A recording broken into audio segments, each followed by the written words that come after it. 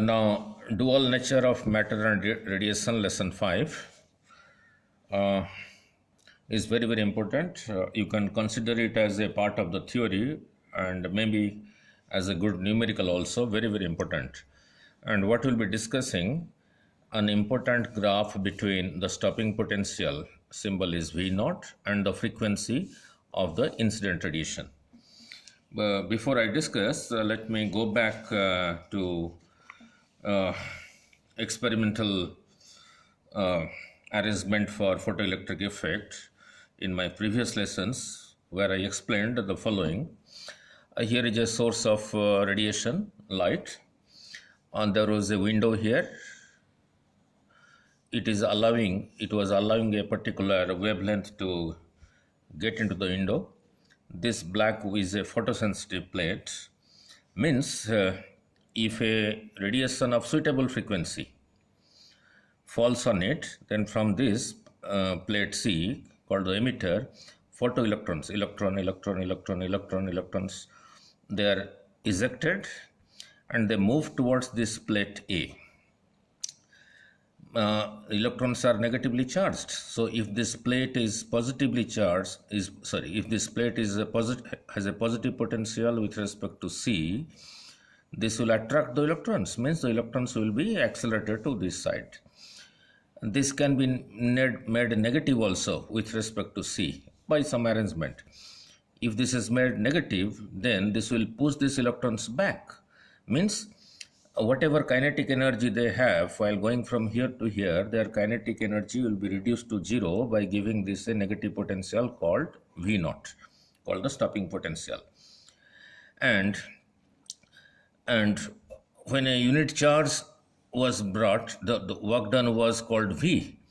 For a charge E, that is electron, the work done is equal to EV. So with this potential V naught, called the stopping potential, the work done is equal to EV. So EV will reduce half mv square, means whatever kinetic energy these electrons are moving to this side by making this negative,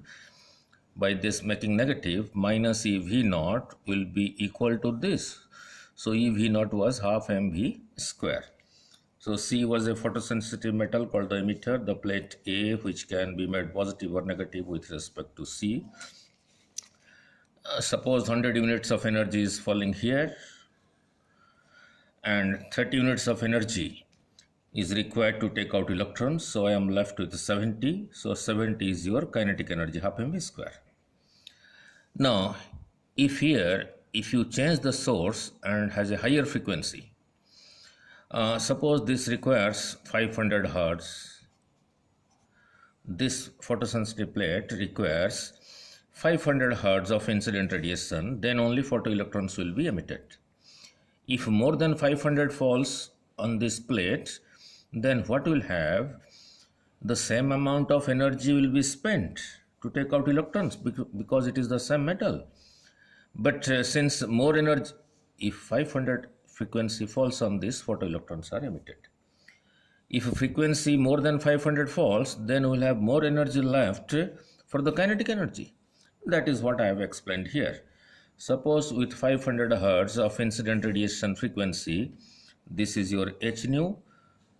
Suppose this metal plate requires 30 units of energy for the photoelectrons to be emitted, then we are left with 70. So now if more frequency falls, then suppose the energy becomes 150, because it is the same metal, the same energy is required, called the work function, to take out electrons. So I am left with 150 minus 30, 120. So the kinetic energy increases. Look, the kinetic energy associated with 70, let it be half m v1 square, and the kinetic energy associated with 120 will be half m v2 square. So what will happen? Half m constant. So since the energy is more, so this will be more than this. Only the kinetic energy increases. Incident energy h nu. Energy required to take out photoelectrons, h nu naught, where nu naught is called the threshold frequency. that depends on the metal. If you change the metal, this nu naught will change. Then half mv square. And if this is made more and more negative with respect to C, this half mv square will become 0. Means the photoelectrons will be emitted, but they will not be able to move. Means their kinetic energy will be reduced to 0 due to this negative potential called the stopping potential, V naught. So I can write this as negative. Negative indicates it's the numerical value is V naught. The negative only indicates it is negative with respect to this. So your H nu was your H nu naught plus E V naught. Now let us look at the graph now. Now from Einstein's photoelectric equation, we know H nu is equal to H nu naught plus half mv maximum square. Nu naught. Nu was the frequency of the incident radiation that was falling on the metal C. H nu is the total energy falling on the C. H nu naught, called the work function, also written as phi naught, was required to take out electrons, and the rest of the energy, that is half, was giving kinetic energy. So the symbol for this is phi naught, called the work function. This is same thing as this. This was nothing but your E V naught, where V naught is the stopping potential. So from this equation, E V naught is equal to H nu minus phi naught. Now take E to this side, it will be divided. So we are left with V naught is H by E nu phi naught over E.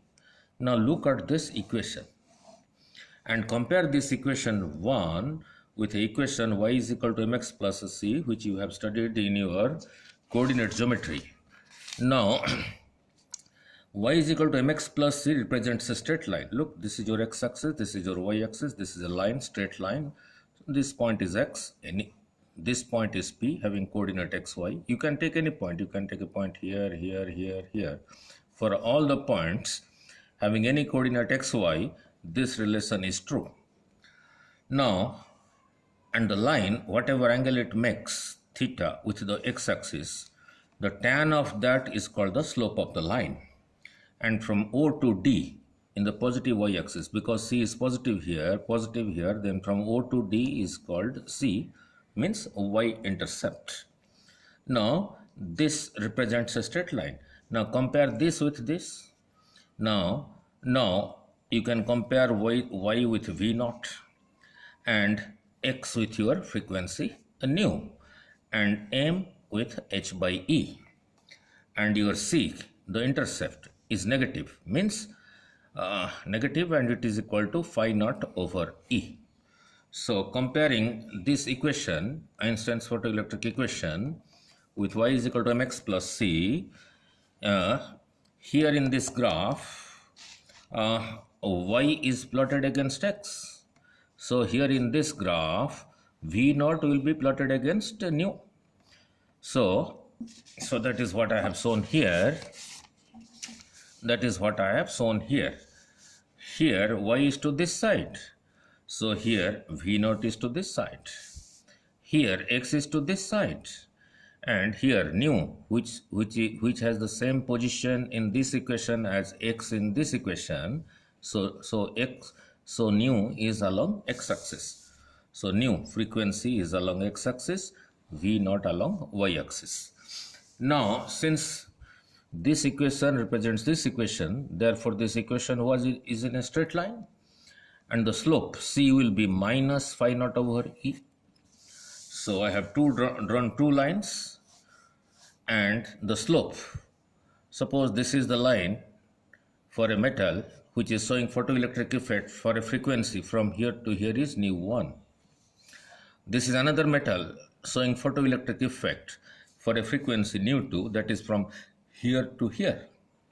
So what is the conclusion?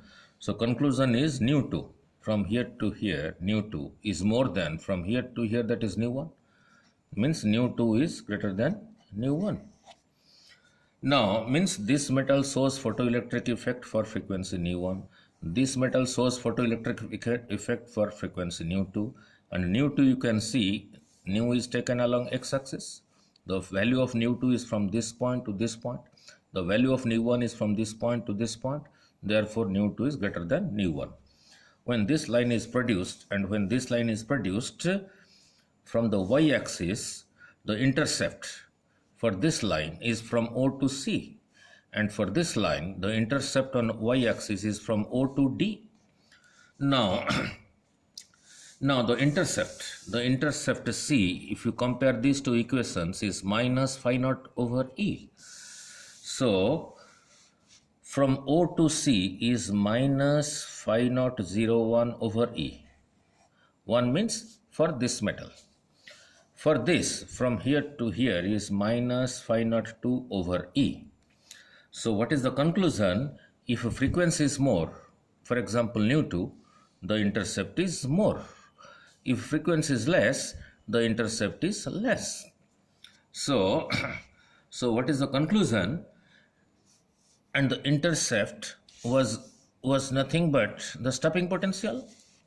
So more the frequency, more is the stopping potential. That is in case of nu2.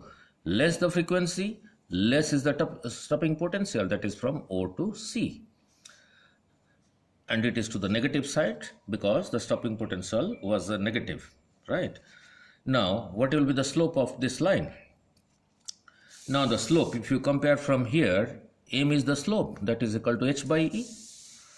So the slope is given by tan theta is equal to h by e. So what you will be asked is, if the stopping potential is plotted against the frequency, whatever line we get, the slope of that gives your h by e. H is a constant, E is a constant, that is charge of electron is a constant. So when you plot different graphs, all the lines will be parallel. I have plotted two lines. If you plot for another metal, it will be like this. It will be parallel to this. Then only the slope will be same. That is same thing as h by e. But if you extend this line, if you extend this line, it will cut the y-axis here. Means the stopping potential will be more from O to this point. Let this point is E. Now, because now this frequency is less than nu3. So more the frequency, more is the stopping potential. But the slope will remain same. That is same thing as h by e. Y-intercept is negative. That is C is equal to minus phi naught over E. And your phi naught was equal to h nu naught. That is called the work function, right? That is called the work function. So this E is constant. So if this work function is more, then the intercept, the y-intercept is more. So if the work function of the metal is more, the y-intercept is more, but the slope will be same. That is a constant, that is equal to h by e. Therefore, for V naught, for frequency nu1, V naught is the stopping potential for frequency nu1, that is from O to C. V naught, that is the stopping potential for frequency nu2, is from O to D, Now from O to D is more than O to C because nu2 is greater than nu1. So what is the conclusion? The stopping potential means how much is the y-intercept, that depends on the frequency. But the slope of the lines will remain same for different metals. Now here phi 01 is the work function for metal A and phi 02 is the work function for the metal B. So that is very, very important.